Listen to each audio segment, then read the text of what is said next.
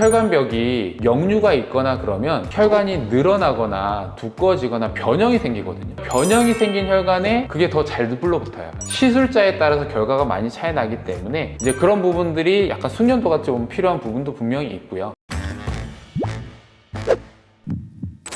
오늘은 네. 원장님의 주종목이죠. 네. 하지정맥류 수술에 대해서 조금 여쭤보려고. 수술, 네. 3세대 치료 중에 플레보 그립과 클라리베이 이렇게 두 개가 있는데 네. 제가 보기엔 상당히 비슷한 수술이더라고요. 같은 수술법인데 디테일이 조금 다른 부분들이 있어요. 우리가 클라리베이나 플레보그립에 쓰는 이 경화제가 우리 혈관벽 있잖아요. 혈관벽에 그 약재가 흡수가 되면서 혈관이 변성을 일으키는 거거든요. 이제 그런 형태가 초기 경화제 같은 경우는 액상으로 쓰기도 했어요. 초기에 액상으로 써보니까 치료 효과는 좋아요. 누가 하냐에 따라서 결과치가 많이 다를 수 있던 거예요. 시술자에 따라서 결과가 많이 차이 나기 때문에 우리가 보통 말하는 망상정맥이나 거미줄처럼 꾸불꾸불한 굉장히 좀 작은 혈관에만 썼거든요. 액상으로 쓰다 보니까 너무 농도도 높고 넓은 범위 하기가 좀 어려운 거예요. 그래서 이제 하는 방법으로 많이 쓰는 게 거품을 만들기 시작했죠. 그러면 이제 표면적이 넓어지는 거죠. 그래서 약을 뿌려주면 작은 혈관에 미세하게 표면적이 쭉 혈관들을 타고 지나가다 보니까 작은 혈관에 다 잘 들러붙어서 그래서 경화제의 반응도가 굉장히 높아져서 작은 혈관에만 쓰는 게 일반적이었어요, 국내에서는. 그런데 클라리벤이 이제 나오기 시작한 게 그게 보통 경화제가 작용하는 기전을 보게 되면 일반적인 정상 혈관에는 잘 작용하지 않아요.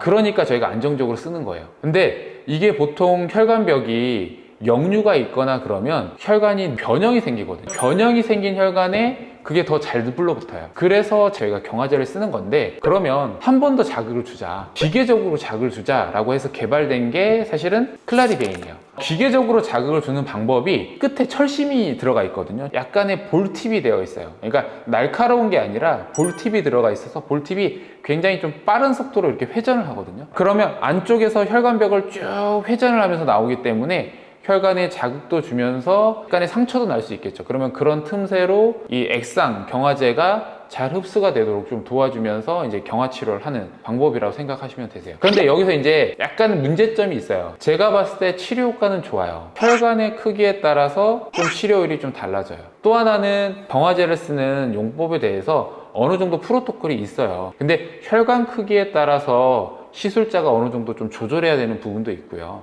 또 하나는 전체적으로 하루에 쓸 수 있는 경화제 용량이 어느 정도 제한이 돼 있어요. 이제 그런 부분들이 약간 숙련도가 좀 필요한 부분도 분명히 있고요. 그리고 경화제 용량에 대해서 혹은 농도에 대해서 어느 정도 노하우가 좀 필요한 부분들도 분명히 있죠. 클라리베인의 보안에서 나온 게 플레보 그립 아니에요?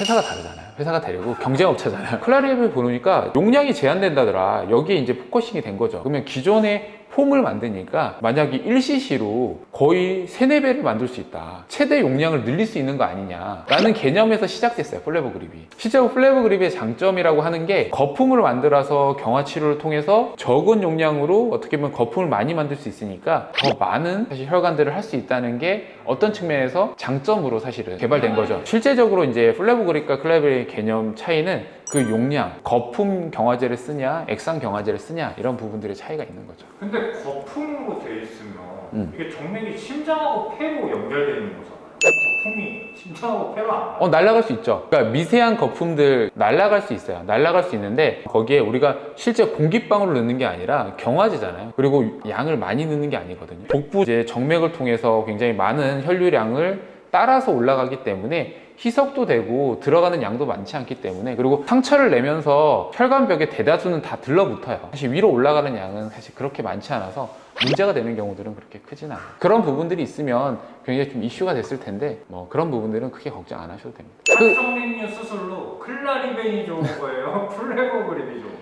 그거는 사실 이제 환자에 따라서 좀 다르죠. 사실 클라리베는 어느 정도 일정 수준으로 작은 혈관, 그러니까 조금 기준치보다 좀 작은 혈관에 대해서는 굉장히 효과적인 것 같아요. 일단 상처가 하나도 없어요. 저 같은 경우는 그냥 수액 라인, 수액 카테터를 쓰거든요. 되게 너무 얇지 않아요? 얇은데 거기에 다 밀려 들어가요. 그 관을 쓰면 상처가 아예 없는 게 제일 큰 거고, 그러니까 유연성이 있기 때문에 혈관의 주행에 따라서 맞춰가지고서 그 혈관에 진입을 시킬 수 있기 때문에 그게 좀 큰 장점인 것 같고요. 플레보 그립 같은 경우는 이제 굵은 혈관들, 그런 혈관들에 좀 도움이 되죠. 듣다 보니까 클라리베이는 여성 환자한테 좀 잘 맞을 것 같아요. 그럴 수 있죠. 클라리베인, 플레보그립 둘 중에 선택을 한다라고 하면 남자분들 같은 경우는 혈관이 상대적으로 좀 더 크기 때문에 남자분들한테 좀 더 적합한 부분도 있을 수 있죠. 하지만 제일 정확한 건 하지정맥 검사를 통해서 혈관을 봐야 한다. 혈관 상태를 봐야 돼요. 다양한 시술 방법들이 있잖아요. 그 시술 방법들이 있는 이유는 환자분의 상태에 맞춰서 사실은 선택을 해야 될 수 있기 때문에 다양한 방법이 있는 거지 정해진 건 없어요. 아니, 하지정맥류 병원들을 보니 모두 다 하는 병원보다는 몇몇 소수의 수술들을 선택해서 하는 병원들이 많더라고요. 그게 조금 이제 집중하는 부분들에 있어서는 좀 도움이 될 것 같기도 하고요. 그리고 이제 일하는 스텝이나 운영하는 측면에서는 좀 그럴 수 있죠. 실제 환자분들의 케이스에 맞춰가지고 그 니즈를 좀 파악하거나 혹은 혈관 상태를 보고 선택을 하는 게 오히려 더 정확하긴 하죠. 그게 오히려 환자한테는 더 제가 이제 가끔씩 좀 답답한 게 환자분한테 수술 뭐 하셨어요? 하면 저 모르겠는데요? 네, 그냥 병원에서 하라고 했어요.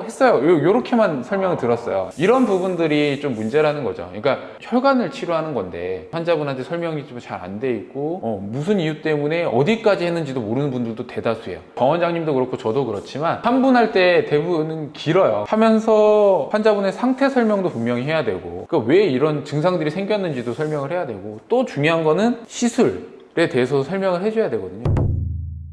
원장님 말을 종합해보고 수술 방법들에 대해서 아는 것도 중요하지만 본인 혈관의 상태를 먼저 아는 게 제일 중요하다는 말씀이십니다. 그렇죠. 자기한테 제일 맞는 게 어떤 건지를 꼭 한번 담당 선생님, 내가 뭐 수술 받겠다고 하는 선생님한테 상의를 좀 해보시는 것도 좋을 것 같아요. 네, 알겠습니다. 네, 알겠습니다. 감사합니다. 네.